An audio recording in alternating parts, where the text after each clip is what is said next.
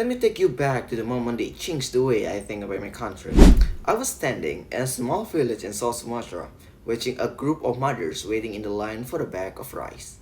Some had been there since 8 a.m. under the hot sun. When I asked one of them why she waited so patiently, she said, "Because this is the only help that I got from the government. I can't afford to miss it." That moment really hit me hard. It made me ask, are we doing enough? Are our governance policies really reaching people who need the most? Or are we just checking boxes on the paper? That's when I realized public policy is not just about programs and regulations. It's about people. It's about life.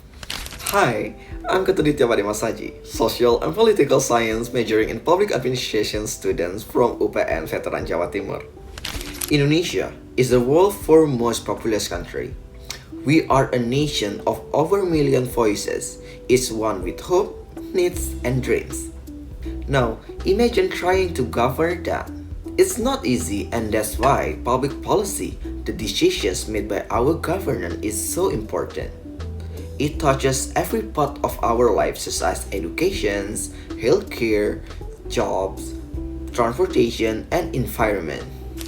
Have you ever stopped to thinking about how these policies are made? Are they based on real data or just traditions? Are they inclusive or do they leave people behind? And most importantly, do they work? This is where policy analysis comes in. It is not just about making rules.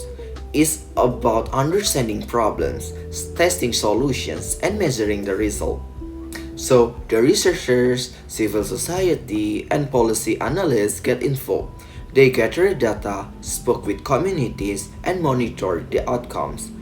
The program was revised, targeting more become precise, corruption was reduced, and more families benefit. That is the power of evidence-based policy. Public policy in Indonesia is evolving, but we still face major challenges. 1. Climate change and how we balance economic growth with environmental protections. Second, education. How we train young Indonesians not just to pass exam but to think critically. And last but not least, digital transformations. How to bring smart infrastructure to rural areas, not just a big cities. To solve this, we need more than good intentions. We need good analysis. We need policies based on data, empathy, and long-term thinking. Not just popularity or politics. But here's the truth.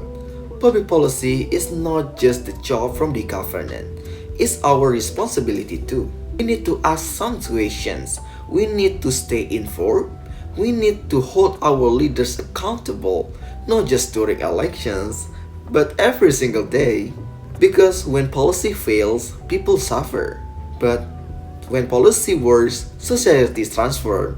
Indonesia has so much potential, and I believe that through smart, inclusive, and transparent policy making, we can build a nation that not only grows, but grows fairly. A nation where no one is left behind. So let's not just be a citizens, let's be policy thinkers. Let's shape the futures of Indonesians together. Thank you from me and goodbye.